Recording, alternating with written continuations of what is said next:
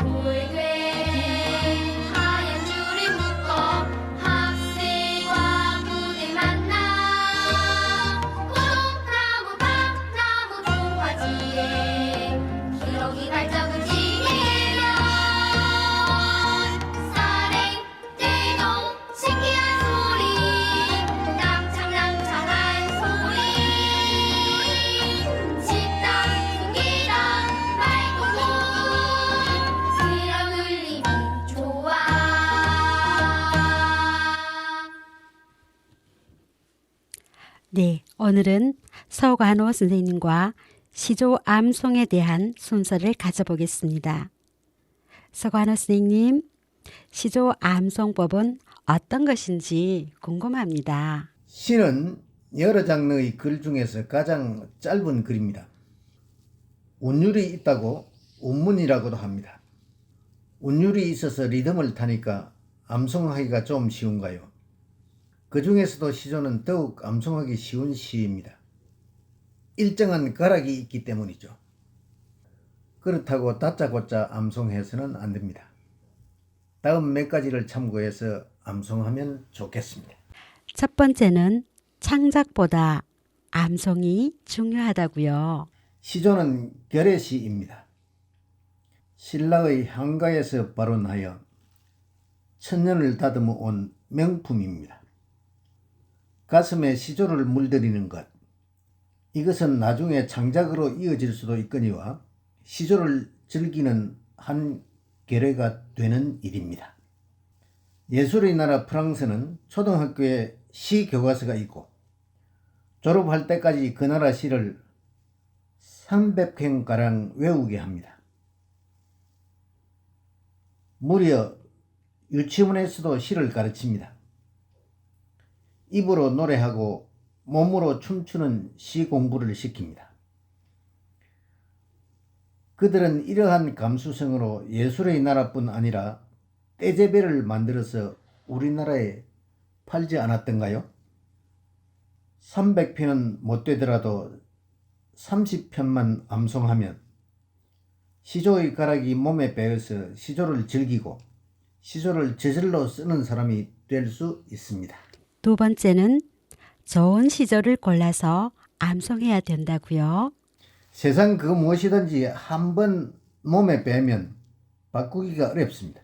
3등품이 배어있는 사람이라도 그것이 진품인 줄 압니다. 시조는 엄연히 정행시인데도 거기다가 자유를 더하려는 욕구와 예외를 행식에 넣으려는 방어적 기제가 작용하여 오늘날 만신창이가 되어 있습니다. 네. 어떤 시조가 좋은 시조인지는 따로 공부해야 합니다. 사람으로 친다면 용모가 단정하고 인성 또한 반듯해야 합니다. 그러니까 행식에도 맞고 내용도 좋은 시조라야 하는데 그것을 알려고 하면 많은 공부가 필요합니다. 따라서 이렇게 좋은 작품을 골라서 암송을 추천하는 겁니다. 네. 세 번째는 시조의 가락에다 감정을 더해야 된다고요. 그렇습니다. 암송이란 말은 암기와 낭송, 곧 외워서 읊는다는 말입니다. 읊을 때에는 시의 내용이 듣는 사람의 가슴 속에 잘 스며들 수 있도록 감흥을 잘 실어서 낭송해야 합니다. 어떤 낭송에 가보면 시조는 없고 자기 감정만 하늘을 찌르는 경우를 봅니다. 본질을 망각한 채 감정과 기교만을 위주로 한 시조 낭송은 결의시를 욕보이는 일입니다. 시조는 본래 없는 시입니다. 삼장의 짜임새가 드러나서 한 번만 들어도 가슴에 와 닿습니다. 단지 짧아서가 아니라 내용이 맞물려 있기도 하고 가락이 일정해서도 그렇습니다. 네. 앞에서 프랑스의 국어교육에서도 보았듯이 시는 암송의 문학인데도 입시 위주의 수업 방법이 몰고 온 읽기 위주의 시 공부는 감성을 발달시켜야 할 예술 교육과는 한참을 벗어나 있다고 하겠습니다. 네.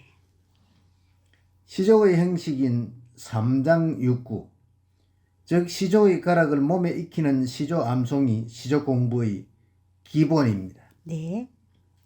시조의 가락을 잘 살리고 거기에 감흥을 더하라는 겁니다. 그래야만 시조의 특성이 살아나게 되고 그 가락이 몸에 배어서 어떤 시상이 떠오를 때 받아 적기만 하면 저절로 시조가 됩니다. 네. 시조의 가락을 그림으로 안내하여 보겠습니다. 네. 시조의 형식인 삼장육구, 즉 시조의 가락을 몸에 익히는 시조 암송이 시조 공부의 기본입니다. 네. 시조의 가락을 잘 살리고 거기에 감흥을 더하라는 겁니다. 그래야만 시조의 특성이 살아나게 되고 그 가락이 몸에 배어서 어떤 시상이 떠오를 때 받아 적기만 하면 저절로 시조가 됩니다. 네. 시조의 가락을 그림으로 보여드릴 수가 없기 때문에 제가 소리로서 표현해 보겠습니다. 네, 선생님. 도도도 미미미미 또는 미미미 솔솔솔솔 네. 이렇게 낮고 높은 가락이 반복되는 겁니다. 시조의 가락이라는 시조를 소리로서 표현해 보겠습니다. 콜콜콜 샘물처럼 시심이 솟아나면 졸졸졸 시냇물로 생각을 흘려놓고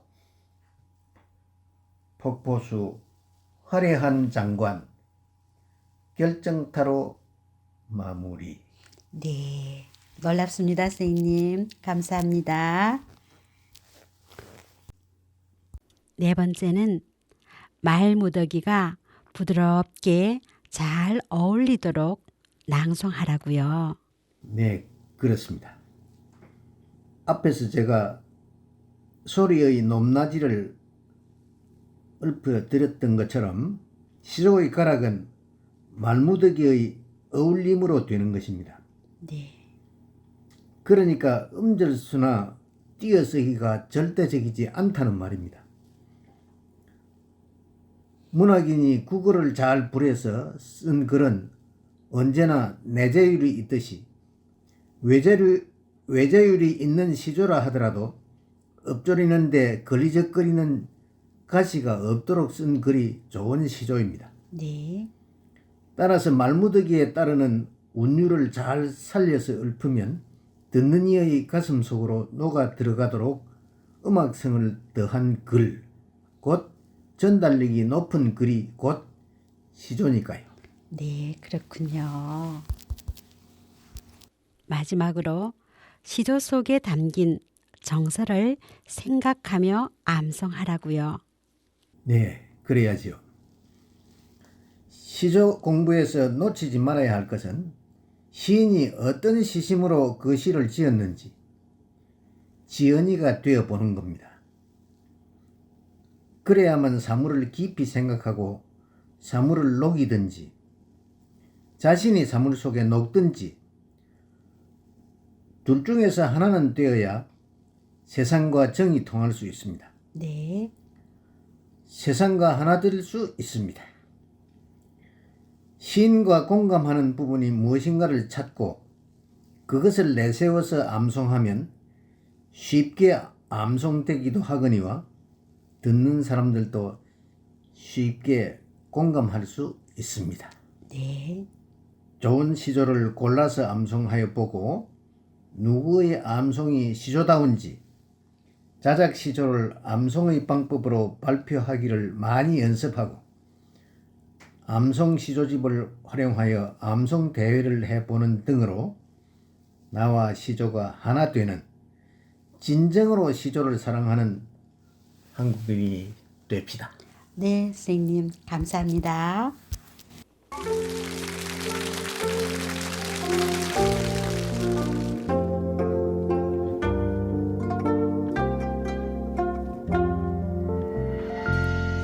난 길가에 핀 작은 노란 꽃 내 향기를 너에게 줄게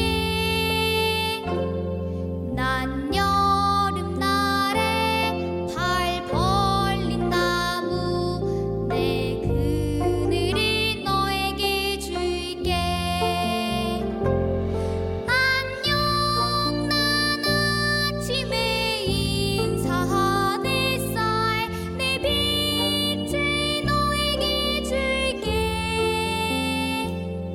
그럼 난 너희를 가득 담아 내 마음을 너에게 줄게 난 낙엽 사이 작은 빗줄이 내 노래를 너에게 줄게 난 겨울날에 솜털 목도리 내 온기를 너에게 줄게 안녕 난 밤하늘 위 보름달 내 빛을 너에게 줄게 그럼 난 너희를 가득 담아 내 마음을 너에게 줄게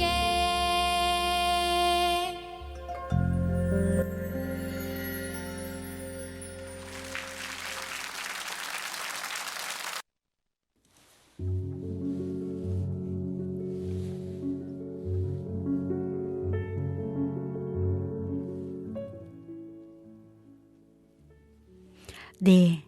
이번에는 시조 암송법을 실기로 한번 가르쳐 주시겠습니까, 선생님? 엄마 닭과 병아리 서관호 꼭꼭꼭 데려가서 콕콕콕 여기 있다. 종종종 따라가서 맘맘맘 맛있어요. 개나리 꽃그늘에서 현장학습 재밌다. 고모는 해바라기 서관호 고모는 해바라기 고모부만 졸졸졸졸 엊그제 시집 가더니 마음이 변했나봐. 송이만 사랑한다던 고모 말은 거짓말. 사랑의 끈 서관호 아빠와 나 사이엔 수많은 끈이 있다. 내 몫은 잘하라고 쏘아주는 응원의 끈. 나쁜 건 절대 안 된다고 잡아당기는 만류의 끈. 엄마와 나 사이엔 튼튼한 끈이 있다. 말 안 해도 알아듣고 먼 데서도 잘 통하는, 태어나 탯줄 끊을 때 새로 이은 믿음끈. 적소 서관호. 섬깃을 외딴 집은 그 옛날 적소인 듯. 낮에는 우건 잡초 인적을 말해주고 밤이면 뽀얀 등불이 애간장을 녹인다. 사람은 누구나가 더불어 산다지만 진정으로 사는 것은 혼자서 사는 거다. 만들던 자기 그릇을 완성하며 사는 것. 낮은 집 작은 방에 노인 하나, 찻잔 하나. 진종일 마주보니 푸념도 잊었는가. 추억만 흥건히 내려 구운 몽을 듣는다.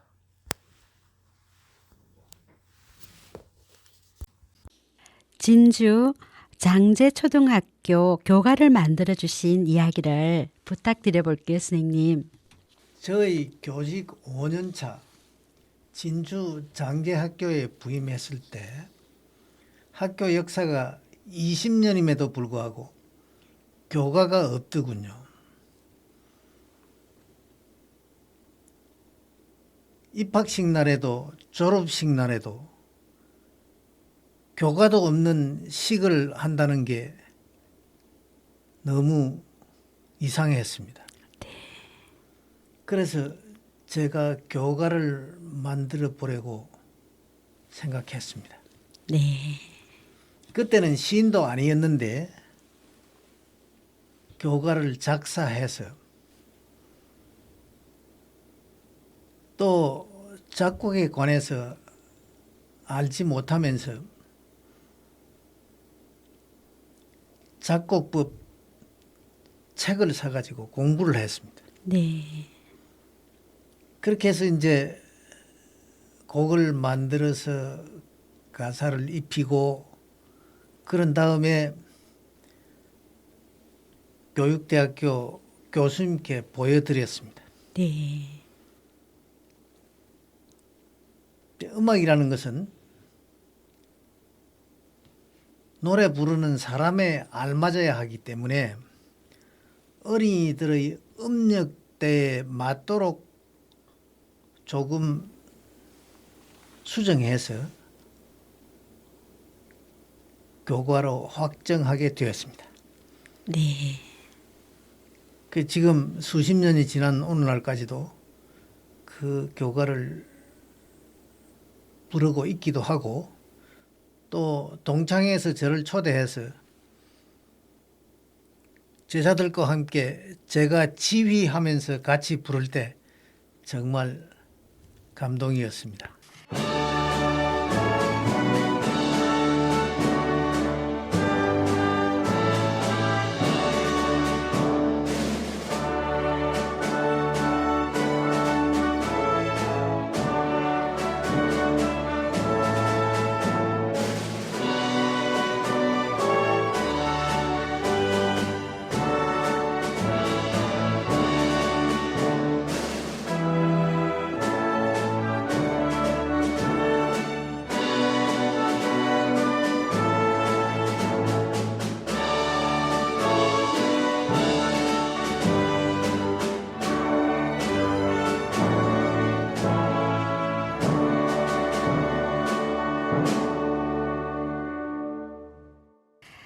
(2022년) 그러니까 작년 10월에요.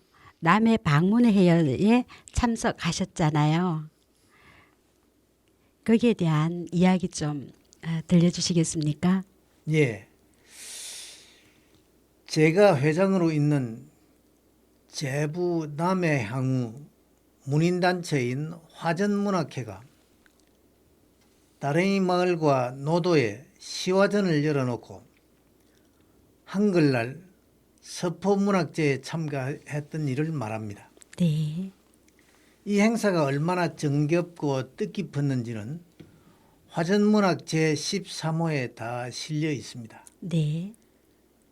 책이 도서관에 있으니까 읽어봐 주시면 고맙겠습니다. 네, 꼭 읽어봐 드리겠습니다. 네, 저도 그 행사에 참석했는데요. 참 좋았습니다.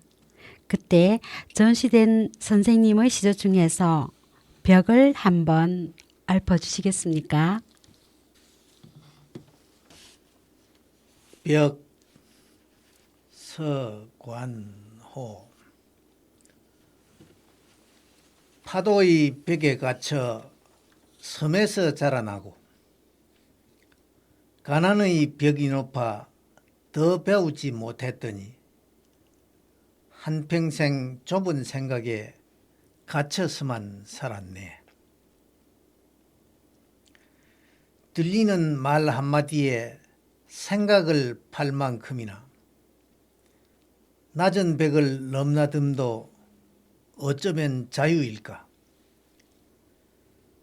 저 벽이 철옹성인들 마음 어찌 가두랴. 네, 감사합니다. 선생님께서는 2021년에 신협에서 무려 20시간 동안이나 시조를 강의하셨지요. 남해가 시조의 본고장이라고요. 그래서 시조 시인이 많이 배출되어야 한다고 하셨어요. 남해와 시조라는 논문을 써서 발표하기도 했었지요. 여기에 대해서 오늘 한 말씀 부탁드려 봅니다.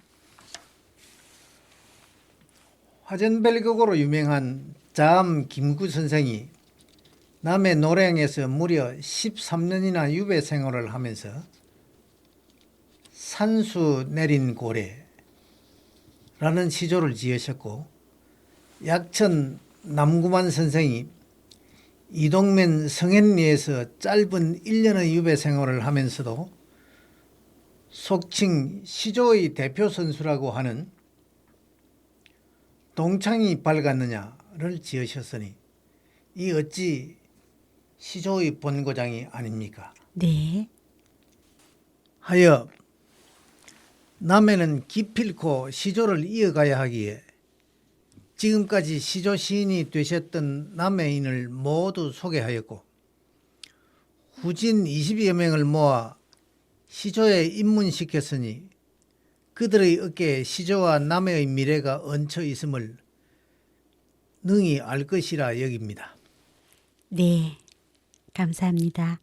이번에는 서관호 선생님의 애향심이 가득한 남해 원령가 중에서 몇 수를 골라서 낭송해 주시겠습니다. 6월가 옛 추억과 풍치 낭만.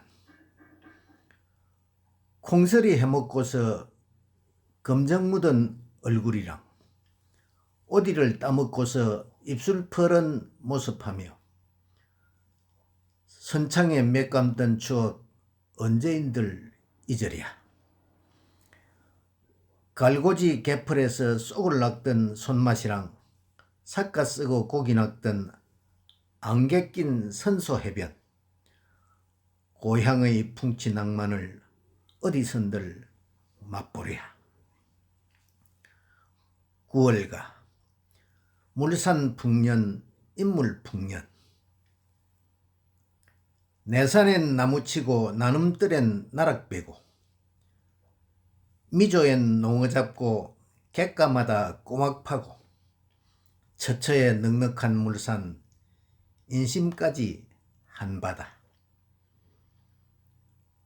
동네마다 학교 있고 학교마다 운동회라.